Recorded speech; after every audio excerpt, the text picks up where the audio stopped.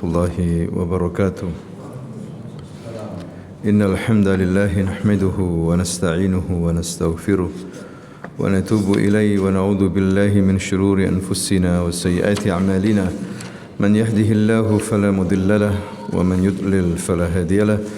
أشهد أن لا إله إلا الله وحده لا شريك له وأشهد أن محمدا عبده ورسوله صلى الله عليه وعلى آله وأصحابه ومن تبعهم بإحسان إلى يوم الدين. أما بعد.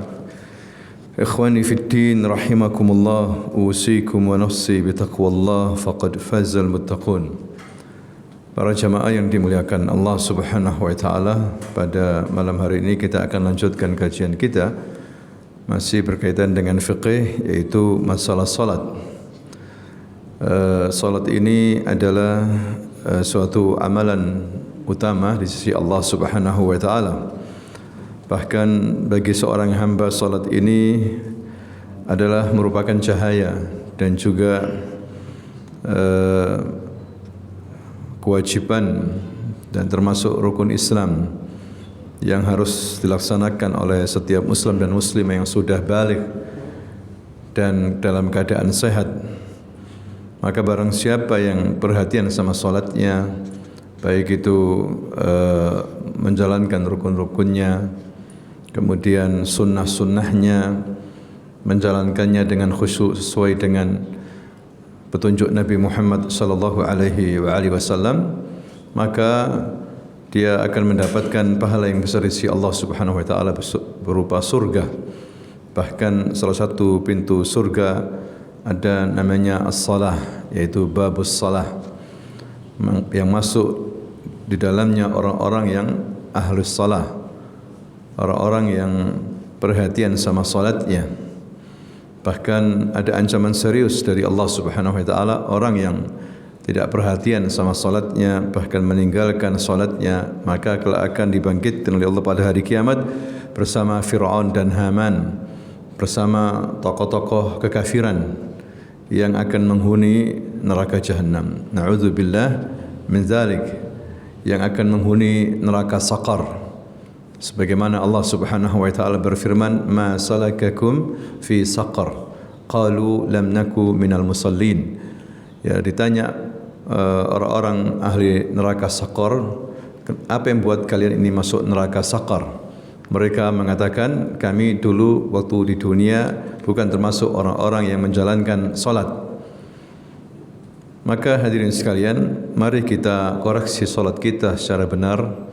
Kita sempurnakan apa yang kurang, dan haruslah kita ini salat sesuai dengan ajaran Rasulullah sallallahu alaihi wasallam, sebagaimana Rasulullah mengatakan, sallu kama raaitumuni usalli. Salatlah kalian sebagaimana kalian melihat aku salat. Ya, tidak boleh salat sembarangan atau hanya mengikuti orang-orang, tapi hendaklah kita mengikuti uswah kita wa qudwah kita, yaitu Rasulullah sallallahu alaihi wasallam. Baru salat kita ini akan diterima. Di samping kita kerjakan dengan ikhlas, ya, terus kita memperbaiki salat kita sampai salat kita ini sempurna, terutama dari sisi kekhusyuannya. Berapa banyak orang yang salat tapi tidak khusyuk, pikirannya kemana-mana, ya, ke kerjaan, ke pasar, ke masalah-masalah rumah tangga, padahal dia salat, dia bermunajat kepada Tuhannya. Maka tentunya ini akan mengurangi, hadirin sekalian, pahala salat kita di sisi Allah Subhanahu wa taala. Apabila kita kerjakan salat kita dengan sempurna, maka salat ini punya nilai yang luar biasa bagi diri seorang hamba, sebagaimana Allah Subhanahu wa taala berfirman, innas salata tanha 'anil fakhsya'i wal munkar. Sungguhnya salat itu akan bisa mencegah dari perbuatan keji dan apa? Munkar. Ya. Tapi kita lihat sebaliknya, begitu banyak orang salat tapi tetap berbuat keji dan berbuat apa? Munkar. Ya, karena tidak mendalami makna daripada salat, atau salatnya tidak dikerjakan sesuai dengan petunjuk Nabi Muhammad sallallahu alaihi wasallam, atau dia meninggalkan salat. Maka hendaklah dia menyempurnakan salatnya. atau bisa ditambah dengan salat-salat sunnah. Ya, apabila salat wajib kita kurang khusyuk, ya kurang sempurna, maka hendaklah kita rajin mengerjakan salat-salat apa? Sunnah. Karena salat-salat sunnah itu melengkapi daripada kekurangan yang ada dalam salat wajib kita. Hadirin sekalian, pada malam hari ini kita akan lanjutkan kajian kita tentang beberapa kesalahan-kesalahan orang ketika mereka melakukan salat. Pada pertemuan yang lalu kita membahas tentang beberapa kesalahan ketika seorang melakukan salat dalam salatnya. Kali ini kita akan membaca tentang beberapa kesalahan-kesalahan seusai salat, ya, dalam zikirnya atau dalam beberapa kesalahan-kesalahan yang lain yang berkaitan dengan salat. Hadirin sekalian, yang pertama di sini banyak di masyarakat kita, dan ini sangat populer di masyarakat kita dan sudah menjadi suatu kebiasaan, bahwasanya setelah salat itu berjabat tangan. Hadirin sekalian, ya, apakah ini sunnah? Apakah ini diperintahkan oleh Rasulullah Sallallahu Alaihi Wasallam? Tentunya tidak ada. Ya, tidak ada dalil setelah salat saling jabat tangan kiri kanan belakang, ya, depan, tidak ada seperti itu. Ya, kecuali kata para ulama, jika kita melihat sahib kita yang lama atau dia baru datang dari safar, maka kita melihat berjabat tangan, itu sah-sah aja. Ya, itu sah-sah aja. Tapi kemudian setiap habis salat kemudian berjabat tangan, maka ini tidak ada dasarnya dari Nabi, ya, sehingga akhirnya menjadi suatu keharusan, menjadi suatu kebiasaan. Ya, Syekhul Islam Ibnu Taimiyah rahimahullah ketika ditanya tentang berjabat tangan selesai salat, ya, maka ia mengatakan berjabat tangan musafaha, yakni setelah salat laisa minas sunnah bal hiya tu'tabar bid'ah. Bukan termasuk sunnah, tapi ini justru termasuk bid'ah.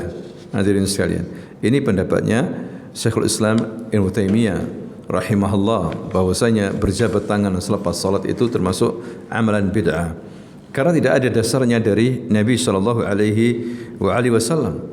Begitu juga hadirin sekalian, fatwa daripada Lajnah Daimah, majelis ulama, ya, di Arab sana, mereka mengatakan kebiasaan mengucapkan salam kepada imam atau imam berjabat tangan dengan orang yang duduk di sisinya atau di belakangnya, kemudian mengucapkan salam atau menjabat tangan, ya, tidaklah ada dari asalnya dari Nabi sallallahu alaihi wasallam. Bahkan ini termasuk suatu hal yang bid'ah yang tidak pernah juga dilakukan oleh para sahabat-sahabat dalam masalah ini.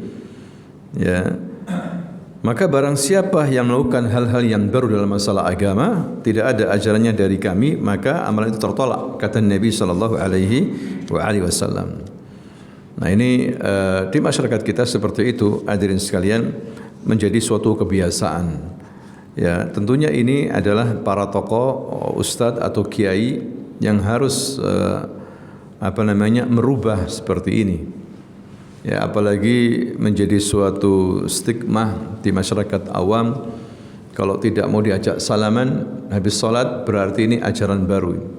Orang-orang Wahabi misalnya, orang-orang yang punya prinsip keras dalam beragama, diajak salaman tidak mau, padahal salaman itu baik.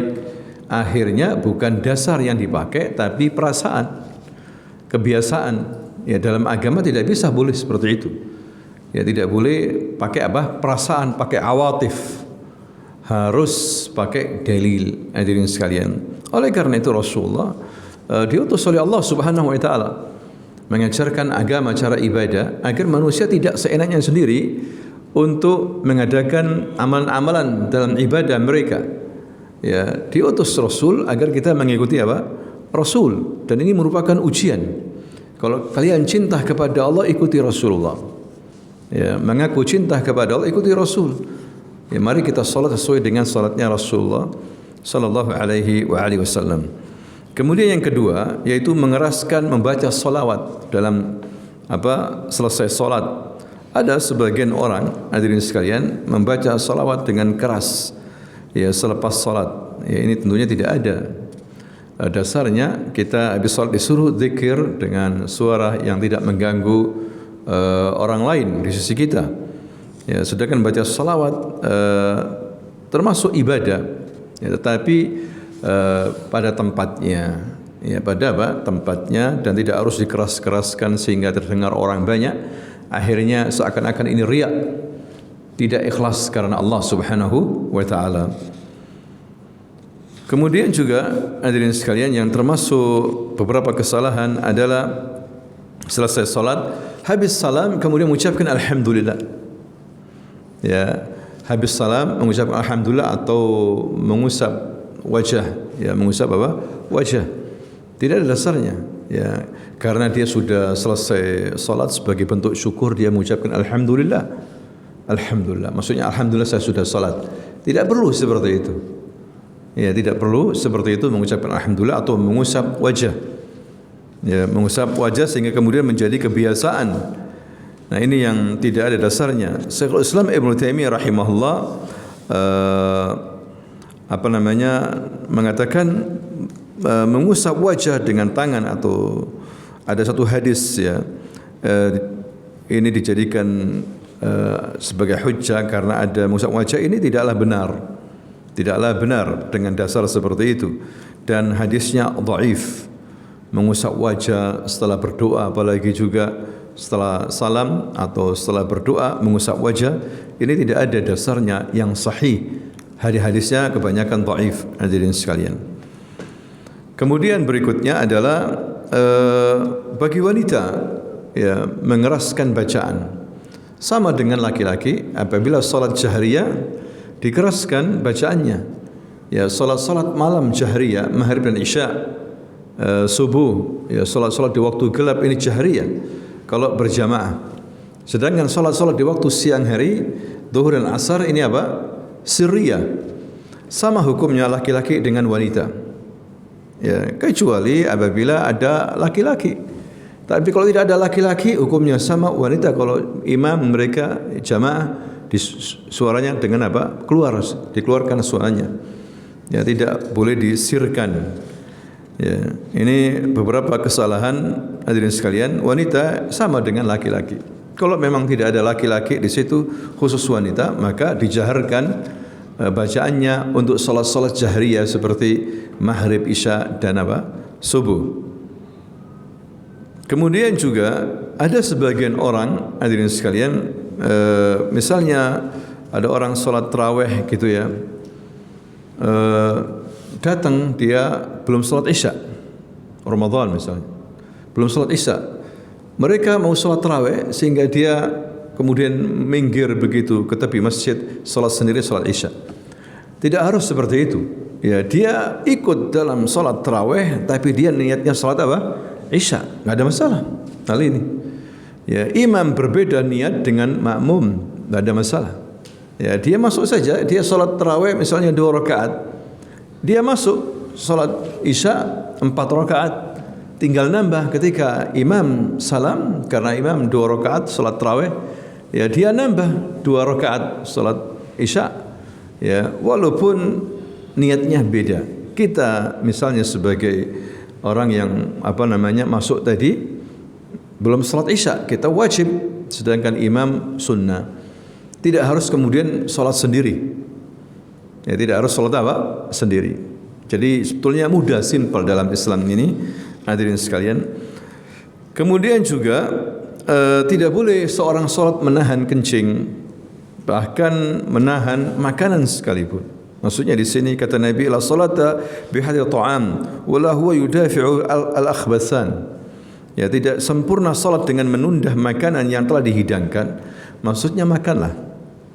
Ya, bahkan Nabi pernah iqamah. Nabi masih di rumahnya seseorang, disuruh makan, Nabi makan. Ya, Nabi makan karena sudah dihidangkan makanan.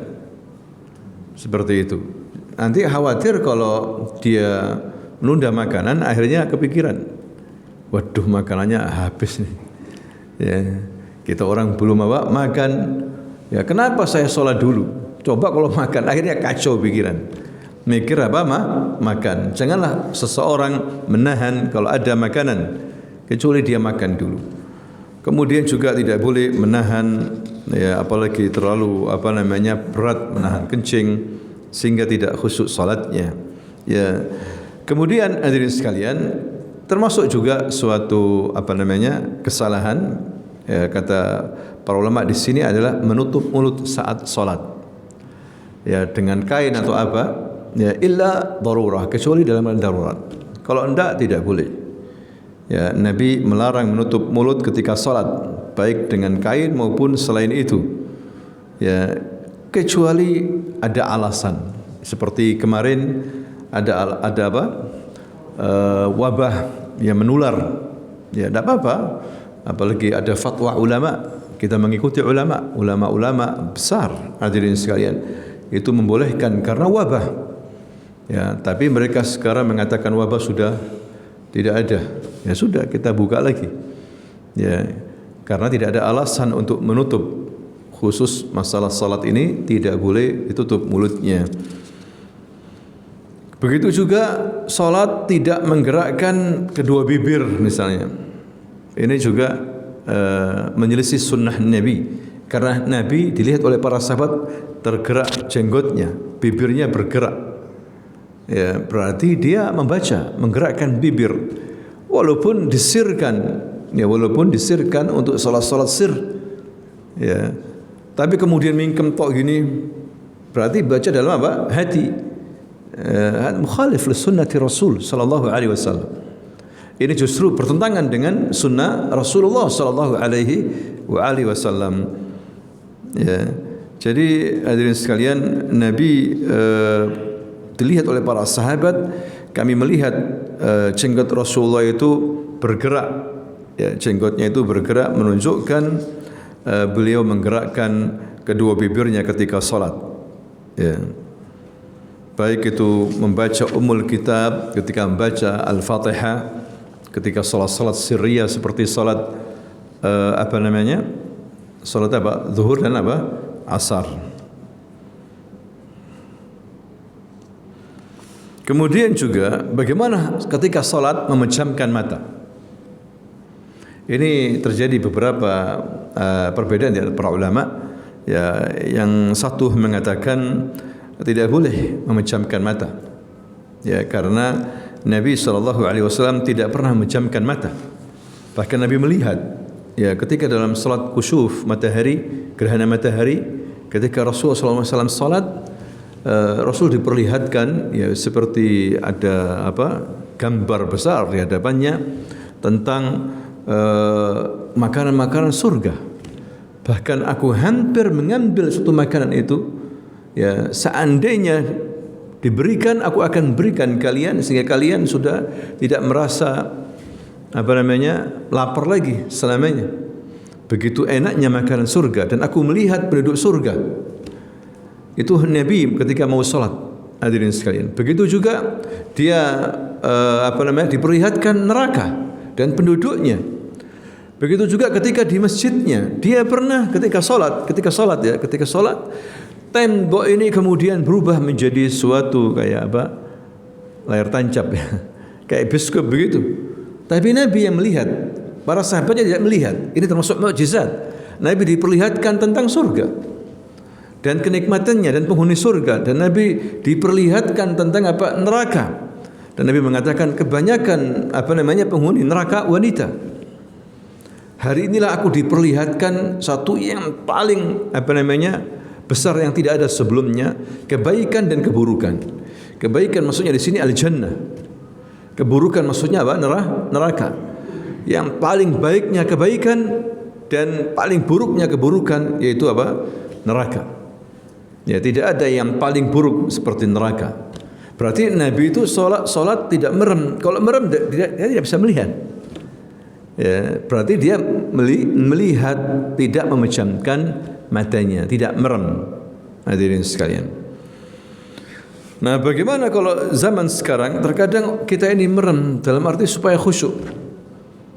Ya, tapi tergantung, ya. Kadang orang merem justru dia nerawang ke sana kemari pikirannya. Ya, kita disuruh melihat tempat sujud. Disuruh melihat tempat sujud. Jangan merem. Tapi ada yang mengatakan kecuali Dia merem karena dia melihat suatu gambar di tempat sholatnya, tembok yang atau orang yang memakai baju berwarna-warna sehingga mengurangi kekhusyukannya. Mengurangi apa? Kekhusyukannya. Ya, maka kata para ulama boleh merem. Tapi para ulama membuat kesimpulan, dilihat kalau merem itu bisa membuat Anda khusyuk, nggak ada masalah. Katanya gitu. Tapi kalau merem justru tidak khusyuk, itu yang makruh, minimal jatuhnya makruh, tidak sampai ke haram. Tidak sampai ke haram kata para ulama. Karena kalau itu membuat khusyuk nggak ada masalah. Ya. Cuma Nabi tidak merem. Nabi itu melihat, sampai beberapa kali diperlihatkan sesuatu oleh Allah Subhanahu wa taala ketika Nabi salat. Hadirin sekalian. Kemudian berikutnya adalah menoleh saat salat tanpa ada keperluan. Ini tidak boleh, ya. Kata Nabi sallallahu alaihi wasallam tentang menoleh dalam salat, huwa ikhtilasun yakhtalisuhu syaitan min salatil 'abd.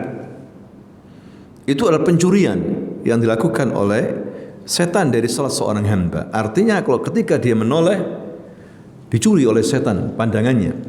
Ya, konsentrasinya dicuri oleh setan. Hadirin sekalian. Nah, di sini menunjukkan kita disuruh sangat perhatian sama salat ini. Ya, kalau salat ini saja, satu ibadah ini saja betul-betul dilakukan oleh seorang muslim, maka dampaknya luar biasa pribadi maupun masyarakat. Dia menjadi seorang yang taat kepada Allah, dia tenang hatinya, turun rahmat, dikasih rezeki sama Allah Subhanahu wa taala, disucikan, diampuni dosanya, diangkat derajatnya, dijamin masuk surga oleh Allah Subhanahu wa taala. Bes satu ibadah ini. Ya, ibadah wahidah hadhihi salat. Kalau betul-betul dikerjakan, tanha 'anil fahsya'i wal munkar, dia hijrah dari hal-hal yang buruk. Salat apabila betul-betul dikerjakan dengan baik, hadirin sekalian, tidak dicuri oleh setan sama sekali. Makanya penting khusyuk dalam salat ini. Berapa persen kita ini khusyuk? Berapa persen kita khusyuk? Ya jemaah, 10%, 20%. Kadang imam baca kita kemana jauh sudah. Ya, makanya kata para ulama, kita disuruh baca Al-Fatihah setelah apa? Imam membaca apa? Al-Fatihah. Khawatir ketika imam baca Al-Fatihah kita kemana-mana pikirannya, tidak mengikuti bacaan imam, tidak mendengarkan. Maka saat itu Anda harus membaca surah apa? Al-Fatihah. Karena surah Al-Fatihah adalah suatu kewajiban dalam salat. La salata liman lam yaqra bi Fatihatil kitab. Ada ancaman dari Nabi, tidak sah salat kecuali dengan apa? Membaca Al-Fatihah. Taib, imam sudah membaca bacaan imam, bacaan kita. Tapi kita kacau balau. Pikiran kita tidak ada di tempat. Ada yang ada di lapangan, ada yang di ini, ada yang di toko, ada yang di rumah, seperti itu. Maka dibolehkan oleh para ulama membaca surah Al-Fatihah ya ketika imam membaca surah. Jadi hadirin sekalian, kembali lagi kepada menoleh dalam salat ya. Jadi kalau itu ada alasan tidak ada masalah. Boleh menoleh. Ya, seperti waktu itu Abu Bakar mengimami salat. Mungkin Rasul waktu itu sakit ya. Abu Bakar jadi imam karena ada perintah dari Rasulullah. Abu Bakar jadi imam. Nah, di sini tanda bahwasanya Abu Bakar yang paling utama daripada yang lain. Ya, ini menunjukkan posisi imam itu penting, bukan orang sembarangan. Ya, bukan orang sembarangan. Sampai Nabi memilih yang terbaik di antara para sahabat, yaitu siapa? Abu Bakar As-Siddiq. Ini juga tanda bahwa dia akan menjadi pemimpin. Isarah sirriyah. Ya, tanda rahasia bi anna al-khilafah ba'da wafati Rasulillah li Abi Bakar As-Siddiq, bahwasanya jabatan khilafah setelah wafatnya Rasulullah milik siapa? Abu Bakar As-Siddiq. Buktinya Rasul tidak menyuruh Ubay bin Ka'ab ahli Quran. Ya. Rasul tidak menyuruh Utsman bin Affan hafidh Quran. Utsman ini. Rasul tidak menyuruh Abu Musa al-Asy'ari karena sautuhu jamilan. Suaranya Masya Allah indah. Abu Musa al-Asy'ari radhiyallahu anhu. Tidak disuruh jadi imam. Yang disuruh siapa? Abu Bakar. Ini menunjukkan wazifatul imam, makanatul imam aliyah inda al-Islam. Tinggi di sisi agama Islam ini. Ya, hadirin sekalian, muazzam, dihargai, diagungkan. Maka Abu Bakar masuk jadi imam.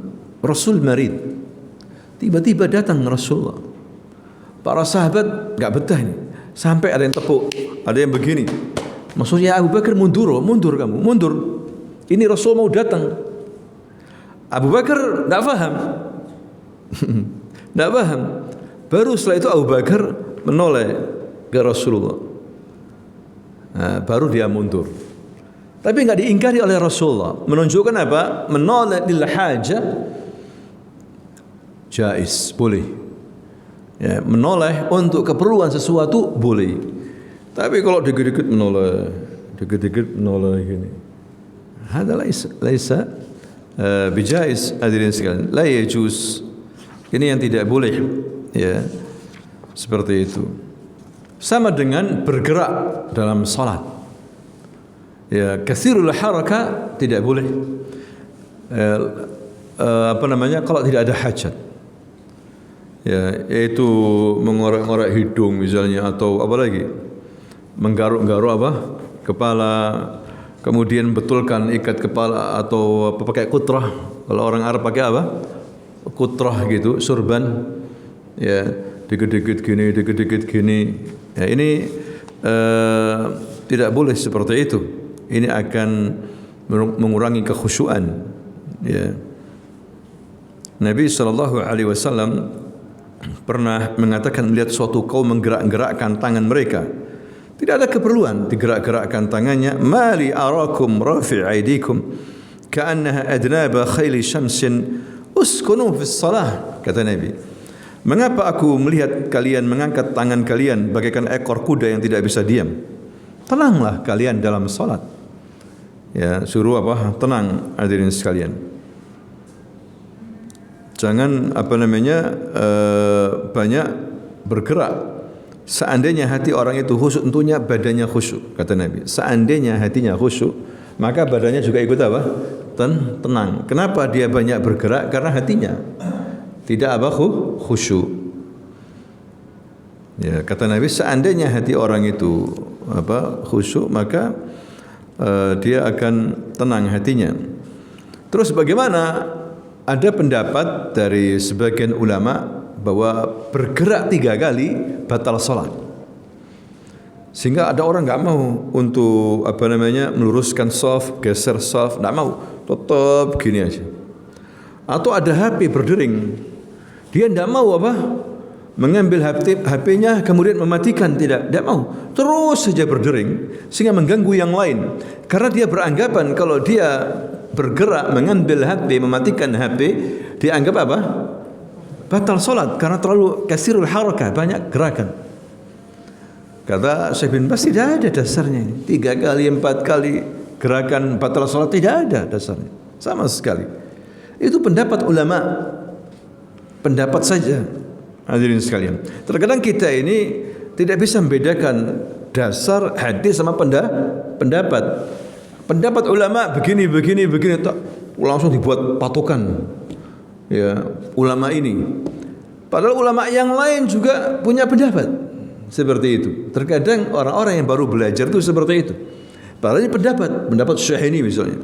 Seakan-akan lazim, harus. Ya. Padahal tidak ada dasarnya. Dia hanya sebuah pendapat. Dia hanya sebuah pendapat. Boleh ditinggalkan, boleh diterima. Hadirin sekalian. Tapi bagi orang yang fanatik, kalau sudah pendapatnya saya ini sudah. Ya, lainnya sudah salah. Padahal hanya aqwal, qaul.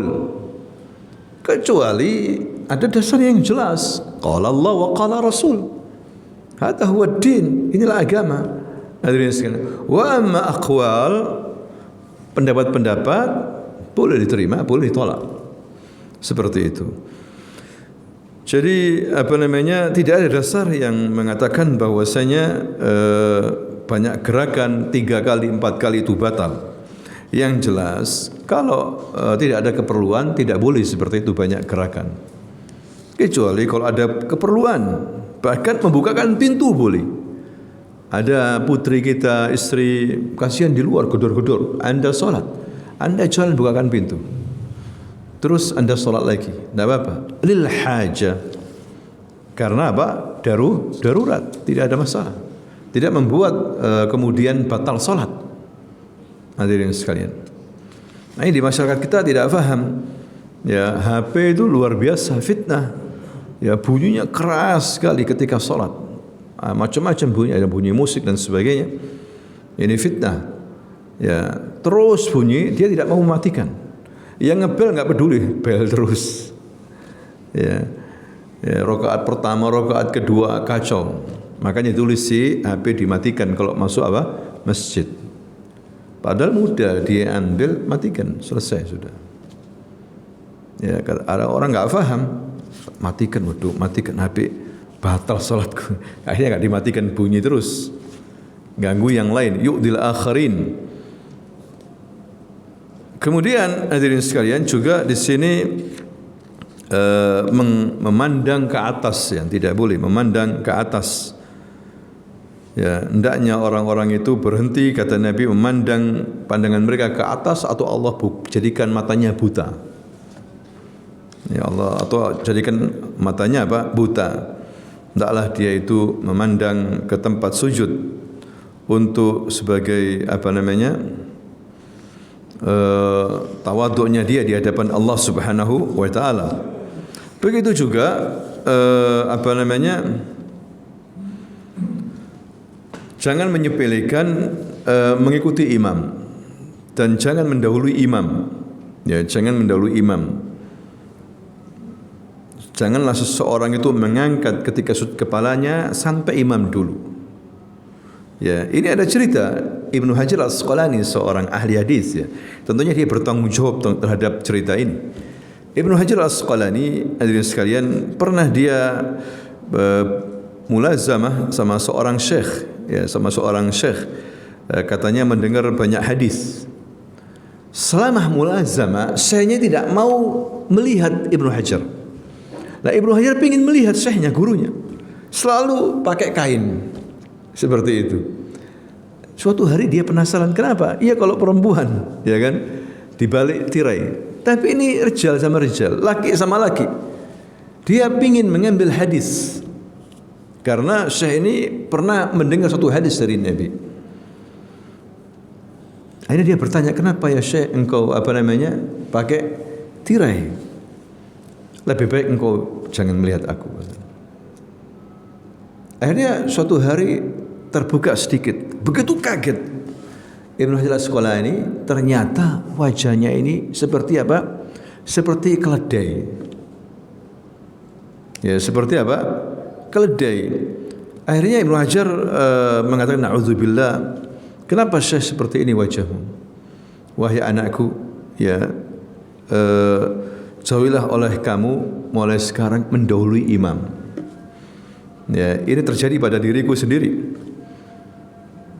Memang ini hadis dari Abu Hurairah di mana Nabi SAW mengatakan, tidaklah orang mengangkat kepalanya dari sujud sebelum imam, atau Allah akan mengubahnya kepalanya menjadi kepala apa? Keledai. Dan aku waktu itu ingin mencoba-coba. Aku ingin apa? Mencoba-coba. Masa sih jadi keledai? Ya, kepala jadi keledai. Akhirnya aku mencoba untuk apa? Melanggar perintah ini. Ya, aku lebih dulu mengangkat kepalaku sedangkan imam belum takbir. Aku angkat dulu. Ternyata langsung Allah merubah kepalaku menjadi apa? Keledai. Terjadi ini. Ya, pada zaman siapa? Ibnu Hajar Al-Asqalani. Maka dia selalu berwasiat kepada siapa saja, jangan meremehkan masalah ini. Jangan mendahului imam. Makanya Nabi kan menegaskan, "Ju'ilal imamu liyutamma bihi", dijadikan imam untuk diikuti. Wa idza kabbara fakabbiru. Kalau dia sudah takbir baru kita takbir. Wa idza raka'a farka'u. Kalau dia sudah ruku, belum akan ruku, sudah ruku, baru kita apa? Ruku. Wa idza sajada fasjudu. Kalau dia sujud, kita ikut apa? Sujud, seperti itu. Hadirin sekalian. Nah, ini apa namanya? Jangan disepelekan masalah ini. Nanti tadi seperti tadi itu mengangkat apa? Ke atas begini, salat akan dibutahkan matanya oleh Allah SWT. Ya, bisa jadi ada yang tidak, itu rahmat Allah. Tapi ada yang memang kalau Allah kehendaki buta matanya. Bagaimana? Hadirin sekalian. Ya, Allah tahu mana hamba-hambanya yang dikehendaki untuk dihukum. Makanya jangan kita melanggar perintah Rasul. Ini masalah salat, apalagi masalah maksiat. Apalagi masalah apa?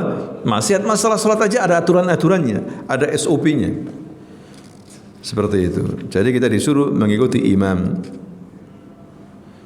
Kemudian hadirin sekalian, seorang, terutama masalah saf ini, jangan sampai kita membuat saf baru sebelum depannya itu penuh.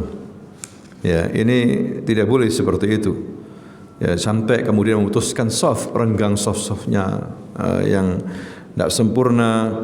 Ya, tidak boleh seperti itu. Nabi sangat serius di sini. Hendaklah kalian luruskan saf-saf atau Allah pecah belahkan hati kamu, berpecah belah. Seperti saat ini umat Islam muftariqun, iftaraqu. Umat Islam berpecah belah. Banyak ormas-ormas, satu ormas beda dengan ormas yang lain, partai, begitu juga banyak sekali. Ini adalah fakta, umat Islam pecah.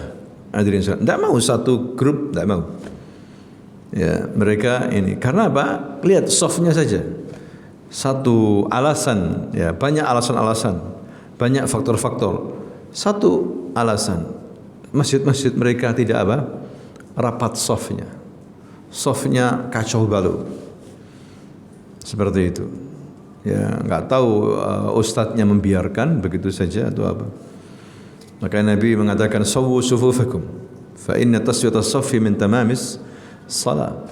Ya, sawwu sufufakum fatakhtalifa qulubukum. Ya, hendaklah kalian luruskan saf-saf atau Allah akan cerai-beraikan hatimu. Hadirin sekalian, ini masalah saf penting. Ya, jangan sampai seorang membuat saf baru sedangkan saf di depannya ini masih kosong. Atau safnya masih ada, dia menarik orang untuk menjadi temannya dia di belakang. Padahal masih apa? Masih ada space, masih ada tempat dia untuk berdiri. Menyepelekan masalah ini. Ini tentunya kesalahan, hadirin sekalian. Tidak boleh ya menganggap remeh dalam masalah saf. Tentunya bagi wanita saf yang paling bagus di belakang laki-laki. Ya, tidak boleh sama ya, barisannya dengan saf laki-laki. Sebagaimana ada di beberapa musalla di daerah desa-desa, mungkin kalau di kota kebanyakan sudah faham. Tapi kebanyakan di beberapa daerah itu ditaruh tirai samping kanan laki-laki, samping kiri apa? Perempuan, safnya sama.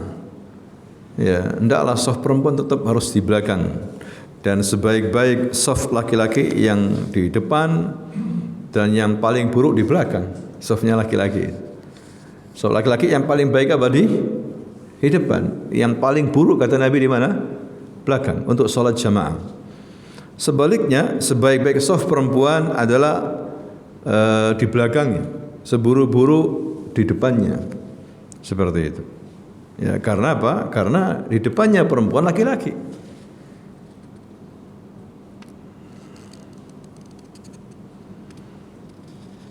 Kemudian juga hadirin sekalian, berzikir dengan tasbih, biji-biji tasbih. Kata para ulama, zikir lebih baik dengan jari-jari. Ya, karena Nabi mengatakan kana ya'qu tasbih biyamini. Nabi berzikir dengan menghitung dengan jari-jarinya.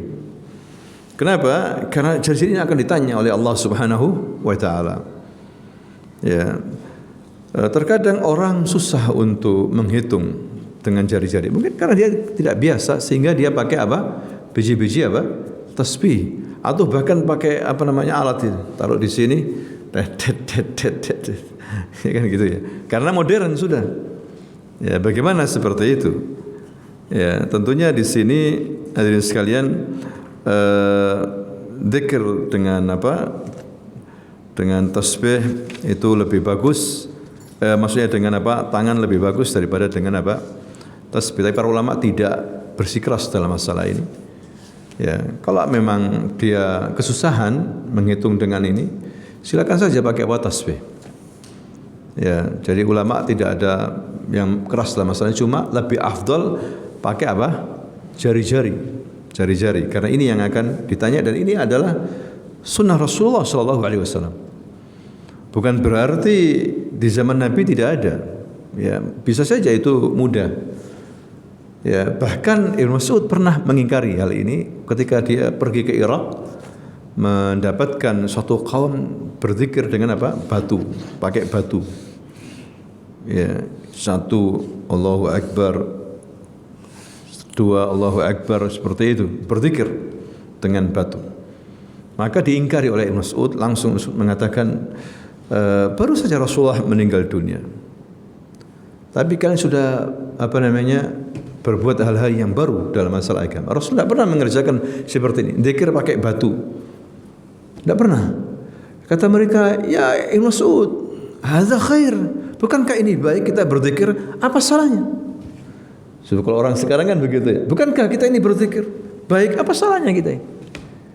Salahnya kamu adalah bukan berzikirnya, menyelisih Rasul. Rasul itu berzikir dengan tangan kanannya, bukan double ya, bukan dua tangan, tidak. Hanya satu, tangan kanannya. Ya, kamu salahnya menyelisih Nabi dalam masalah ini, bukan masalah zikirnya. Nah, ini bisa kita gunakan sebagai hujjah jamaah, ya, bahwasanya semua harus kita ikuti Nabi sallallahu alaihi wasallam.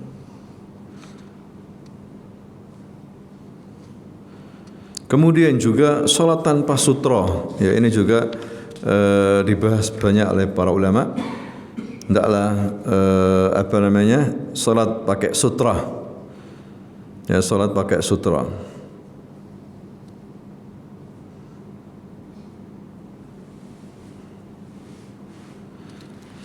Karena ada hadis salat itu batal adanya keledai wanita dan anjing hitam. Tapi ada yang mengatakan pendapat yang kuat tidak batal lewatnya semua itu. Ini maksudnya adalah mengurangi kesempurnaan. Mengurangi kesempurnaan. Walaupun ada yang mengatakan batal.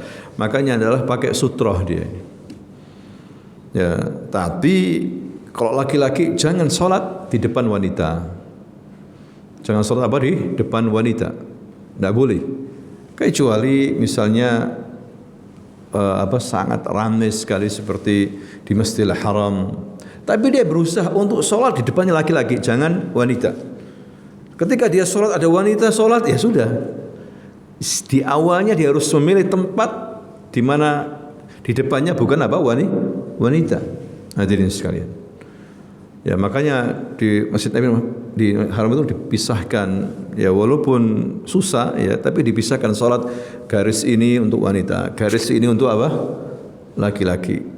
Kalau misalnya sampai di luar seperti itu, blok ini blok laki, ini blok perempuan laki, artinya laki jangan sholat di sini, seperti itu. Ya, sampai di sini jamaah, barangkali ada pertanyaan, hal-hal yang berkaitan dengan kesalahan-kesalahan dalam salat. Mudah-mudahan bisa dipahami dengan baik dan terus kita selalu memperbaiki salat kita sampai betul-betul salat kita ini sempurna, karena ini sangat berkaitan dengan apa? Jawaban kita nanti pada hari kiamat. Kata Allah SWT, pertama kali amal seorang hamba yang dihisab solatnya. Kalau solatnya baik, maka semua berarti amalnya apa? Baik. Tapi kalau solatnya buruk, banyak kesalahan, maka dianggap seluruh amal perbuatannya apa? Buruk. Wallahu ta'ala a'lam bis-shawab. Subhanakallahumma wa bihamdika asyhadu an la ilaha illa anta astaghfiruka wa atubu ilaik. Assalamualaikum warahmatullahi wabarakatuh.